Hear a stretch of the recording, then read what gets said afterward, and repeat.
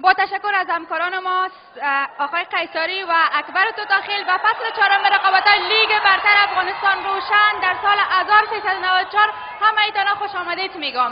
نیمه اول بازی به پایان رسید. البته تا به حال نتیجه تیم‌ها معلوم نیست. تا به حال بازی مساویانه پیش میره 0-0. منتظر نیمه دوم بازی همچنان تمام ما میباشیم.